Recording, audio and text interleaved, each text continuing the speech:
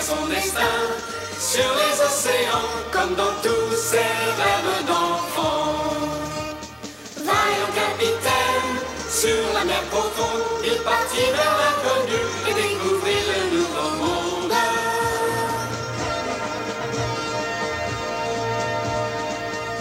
Sous le soleil, toujours guidé par son cœur, jamais il ne connut la peur. Les souverains d'Espagne lui donnèrent la mission de porter bien haut leur drapeau. Malgré les tempêtes, sur la mer profonde, il partit vers l'inconnu et découvrit le nouveau monde.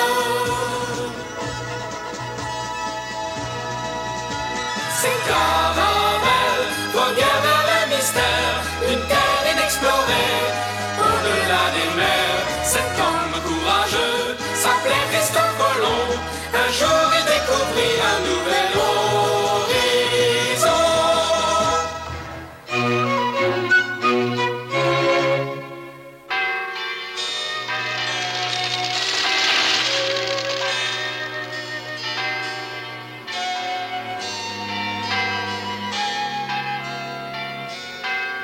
Automne 1479. Rentré de son voyage à Gênes, Christophe Colomb épousa Felipa Perestrello de Moniz, descendante d'une famille aristocratique et fille de l'ancien gouverneur général de Porto Santo.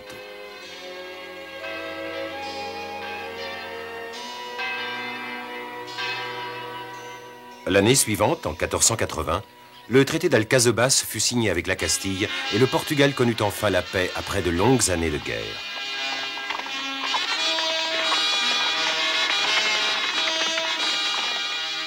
Suivant les termes du traité, le Portugal renonçait à toute prétention au trône de Castille. En échange, l'annexion des Açores, de Madère et des îles du Cap-Vert était définitivement reconnue. En outre, le Portugal conservait ses droits sur toute la côte ouest de l'Afrique. Du fait même de ce traité, le Portugal renonçait à une éventuelle extension sur le bassin méditerranéen. Cependant, cela lui donnait la possibilité de redresser son économie grâce aux expéditions maritimes vers de nouvelles terres. Vous voudriez que le roi vous accorde une audience? Oui, votre Excellence. J'ai établi le tracé d'une nouvelle route pour les Indes et j'aimerais le soumettre au roi. Ne me dites pas que vous voulez proposer à Sa Majesté de partir vers l'ouest pour atteindre les Indes, c'est une idée folle. C'est mon intention. À quoi cela servirait-il? Il suffit de contourner l'Afrique. Bien sûr, votre Excellence, mais par l'ouest, la route sera plus courte. Si vous voulez bien vous donner la peine. C'est une carte du monde? Oui. Alors j'attends vos explications. Actuellement, nous imaginons qu'en contournant le continent africain, la route des Indes sera ouverte. Je sais, je ne suis pas complètement idiot. Le problème est que nous n'avons toujours pas atteint l'extrême sud de ce continent.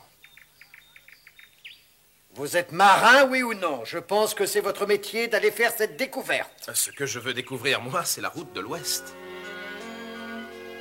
Ne soyez pas stupide. Si vous allez à l'ouest, vous tournez le dos aux Indes.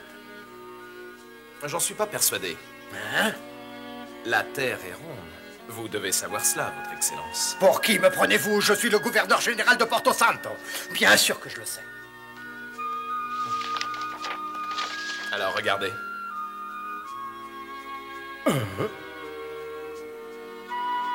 Entre le Portugal et les Indes, la mer n'est peut-être pas très étendue. Oui, c'est vrai, je n'y avais pas songé. Ce serait incroyable. Non, c'est logique. Puisque la Terre est ronde, c'est tout à fait logique.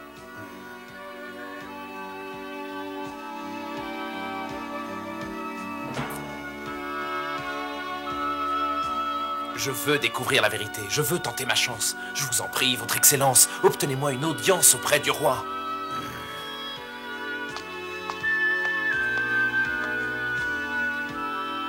Maintenant, toute l'attention du roi n'est plus tournée vers la Méditerranée, mais vers l'océan. Si nous réussissons à atteindre les Indes en faisant route vers l'ouest, nous serons les plus rapides. Les plus rapides du monde. Avec cette route, nous irons aux Indes plus vite que les autres. Nous serons les plus rapides du monde.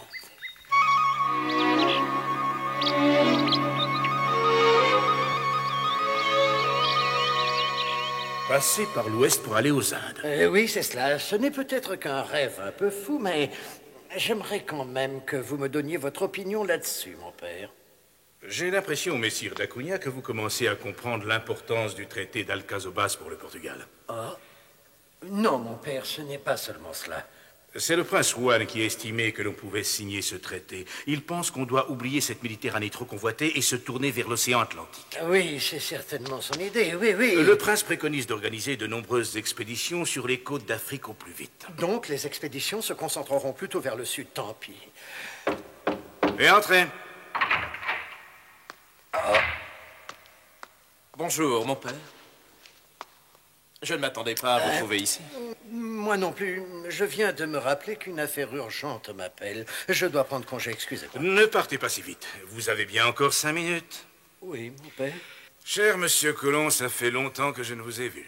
J'aurais voulu vous rendre visite plus tôt, mais j'ai été très occupé. Aujourd'hui, je viens vous parler au sujet du traité d'Alcazobas. Oh, je suis très curieux de savoir ce que vous en pensez. Une ère nouvelle pour les grandes expéditions va commencer. Évidemment, nous savons tout cela. Et le prince appuiera toutes les expéditions partant pour les côtes d'Afrique. Le traité reconnaît que les Açores sont portugaises. Ces îles constituent une base exceptionnelle pour que les bateaux partent en expédition vers le sud.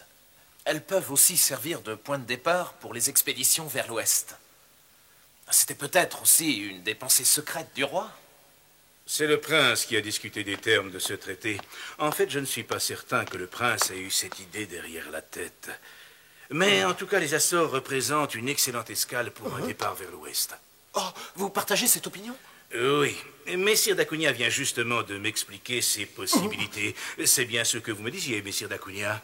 Oui, enfin, c'est-à-dire, en fait, il s'agit d'une idée qui a été émise par Christophe, mon cher beau-frère. Oui, le projet d'une expédition vers l'ouest a été formulé par Christophe Colomb. C'est le moment de donner tous les détails au père Martins. Bien sûr. Est-ce que votre plan repose sur des faits concrets et des preuves évidentes? Oui, je rassemble tous les renseignements pour étayer le projet de cette expédition. Mais dites-nous, si nous naviguons constamment en direction de l'ouest, croyez-vous que nous finirons par accoster quelque part aux Indes?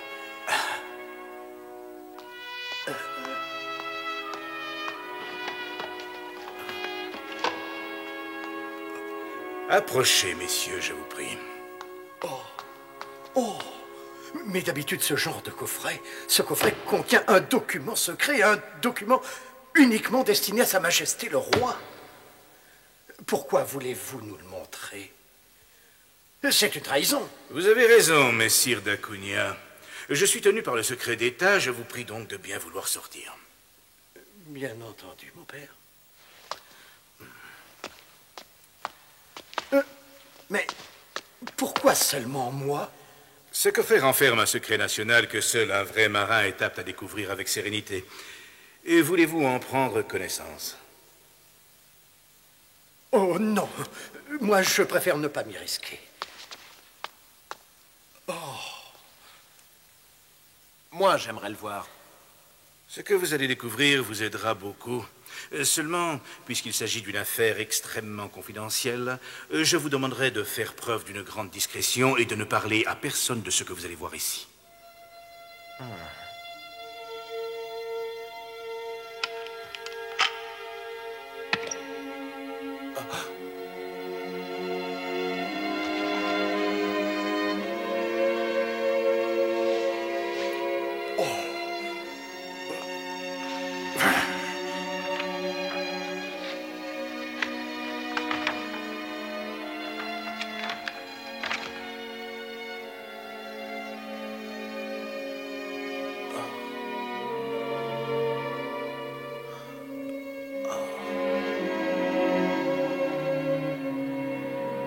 Qui a établi cette carte? Elle a été dessinée par un de mes amis qui vit à Florence, un étudiant. Il s'appelle Toscanelli. Il croit lui aussi qu'on peut atteindre les Indes en naviguant directement vers l'ouest. Si l'on en croit cette carte, Madère est exactement sur la même latitude que la péninsule dorée. Toscanelli a élaboré ses plans en se basant sur le livre de Marco Polo, le livre des merveilles du monde. Ensuite, il a envoyé son étude complète au Portugal à notre roi Alphonse V. Et quelle fut la réaction du roi? Il a estimé que cette hypothèse était trop audacieuse. Il pense sans doute qu'à un certain endroit, un précipice doit marquer la fin de l'océan. On a beau savoir aujourd'hui que la Terre est parfaitement ronde, les vieilles idées restent encore bien ancrées et la plupart des gens gardent un doute. De plus, mon ami Toscanelli a étudié la médecine, il n'a jamais été marin. Malgré cela, vous croyez en sa théorie? Oui, j'y crois fermement. Christophe, nous devons soumettre votre idée au roi le plus vite possible. Le père Martins et moi obtiendrons une audience. Non. Il vaut mieux attendre, il est encore trop tôt. N'oubliez pas qu'Alphonse V avait rejeté les plans et les projets de Toscanelli. Il vaudrait donc mieux attendre que le prince monte sur le trône. Vous n'êtes pas sans savoir que le roi est à nouveau très malade. Sa succession ne saurait tarder et le prince a un caractère énergique. Sachez malgré tout qu'il n'appuiera pas votre projet s'il n'est pas fondé sur une réalité tangible. Le roi se fera une opinion en examinant les différents aspects du problème. L'aspect scientifique, l'aspect religieux, économique, et il faudra que vous soyez capable de répondre à ces questions avec précision.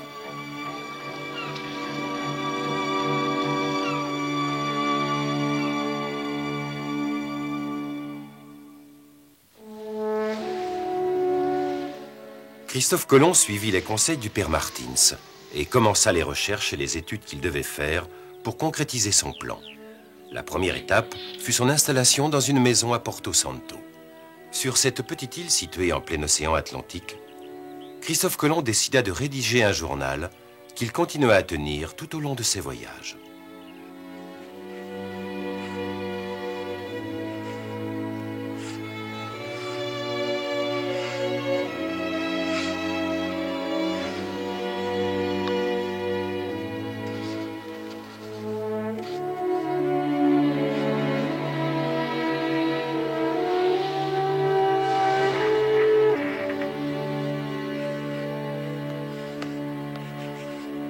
Christophe, il est tard. Tu ne veux pas te reposer? Non, je ne suis pas fatigué. Le roi peut me convoquer d'un jour à l'autre pour m'interroger au sujet de mes projets. Il faut absolument que je sois prêt.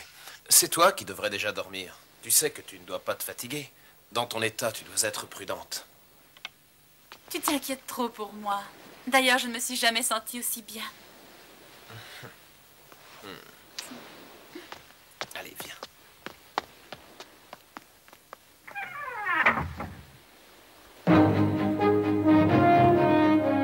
Tout en étudiant l'océan, les étoiles, les vents, les courants, Christophe Colomb prend part à de nombreuses expéditions marchandes aux Açores et aux îles Canaries.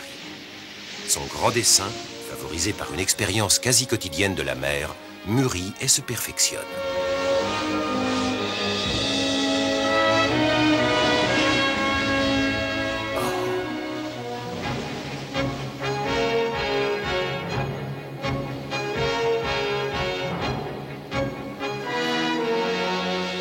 Maintenant, j'en ai la preuve.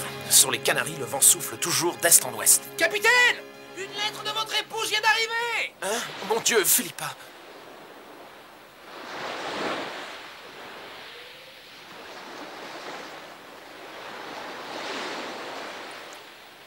Vous annonce-t-elle une bonne nouvelle? Nous allons appareiller dès demain matin. Il faut que je rentre chez moi à Porto Santo le plus vite possible. Philippa! Philippa!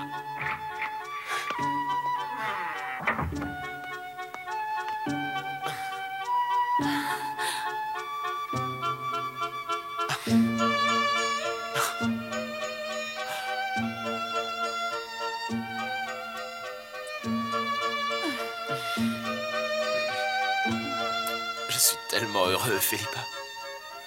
Viens dans les bras de ton papa. Au printemps de l'an 1481, naquit Diego, le premier fils de Christophe Colomb. Pour ce dernier, commençait une période plus calme et très heureuse. C'est moi, papa. Oh, sois sage. Coucou. Coucou. Oh, t'as une de ces voix, dis donc. Et fais un sourire à ton papa. Oh, mon fils, comme tu es beau.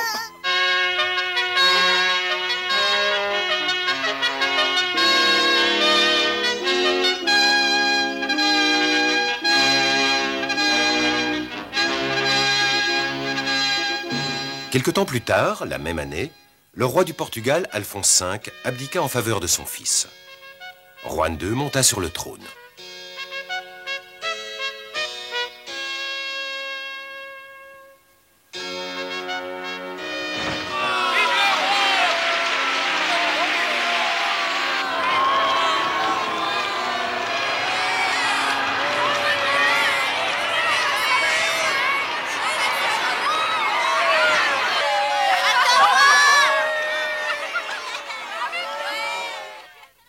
Juan II connaissait depuis longtemps l'importance des voyages à l'étranger pour le développement économique de son pays. Il décida donc de faire reprendre activement les expéditions sur les côtes d'Afrique que l'on avait trop longtemps négligées. Par la présente déclaration, je vous nomme capitaine pour nos flottes d'exploration. À vos ordres, Majesté.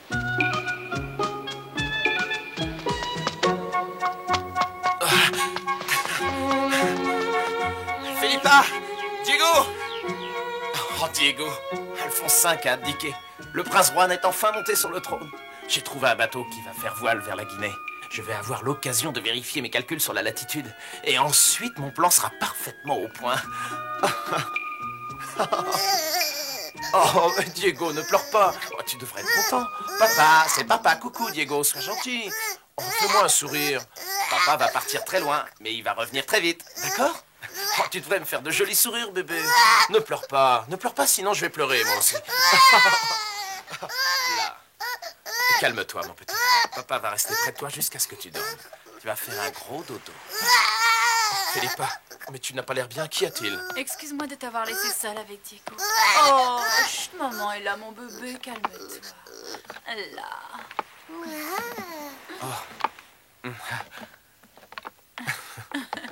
Oh, Philippa, tu es très pâle.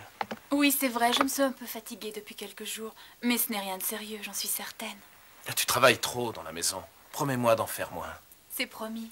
Mais ne t'inquiète pas pour moi. Si Juan II est enfin monté sur le trône, dépêche-toi de terminer tes travaux. Je reste attelé à la tâche. Mon bateau appareille cet après-midi. Oh, je vais me dépêcher de préparer tes affaires. Je peux bien m'en occuper tout seul. Repose-toi. Coucou, Diego. Regarde, il m'a fait un sourire. Oh, c'est le plus beau bébé du monde. Oh, Gili Gili.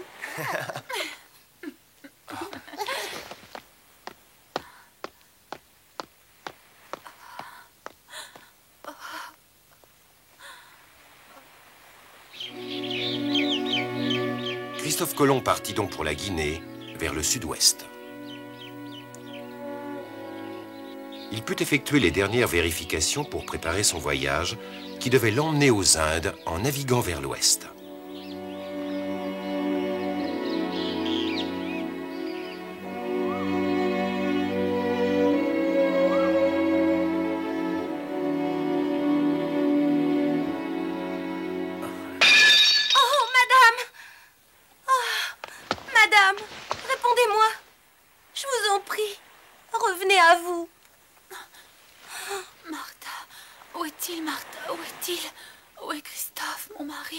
En Guinée, mais il sera bientôt de retour, madame.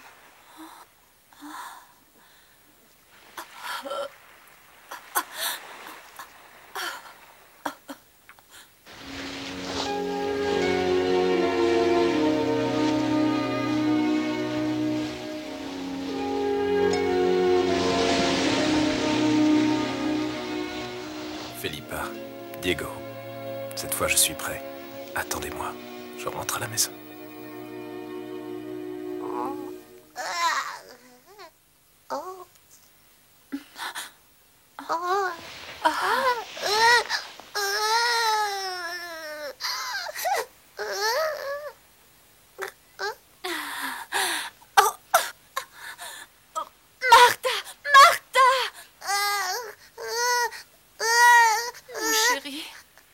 Désolée. Madame, vous ne devriez pas vous lever. Je me sens mieux. Je me sens bien maintenant. Je m'occupe de Diego.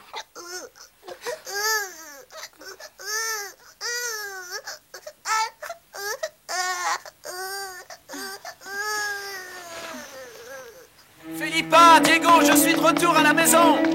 Philippa, je suis rentré. Bienvenue à la maison, mon chéri. Bienvenue, monsieur. Alors, comment va mon fils? Oh, c'est incroyable, il a encore grandi.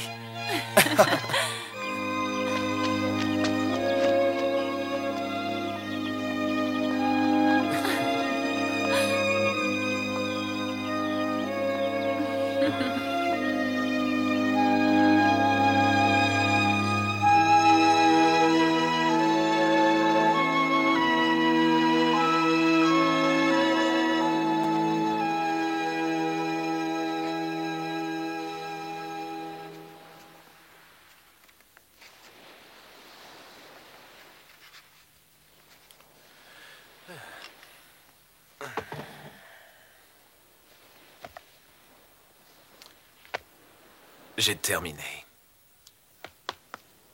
Philippa! Philippa! Mon projet de voyage est enfin terminé. Tout est là-dedans. Je te félicite, mon chéri. Oh, mon fils. Ton papa a fini. Avec sa nouvelle route, papa va réussir à gagner le pays des épices avant tout le monde. Tu te rends compte? C'est magnifique. Tu vas parler au roi et lui faire partager la découverte. Oui, pourvu qu'il m'écoute. Sinon...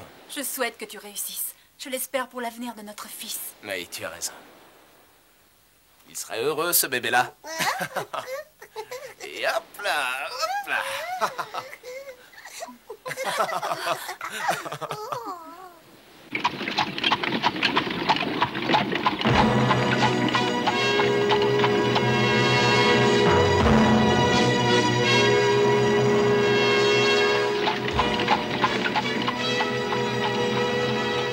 Au début de l'année 1484, Christophe Colomb obtint une audience du roi Juan II.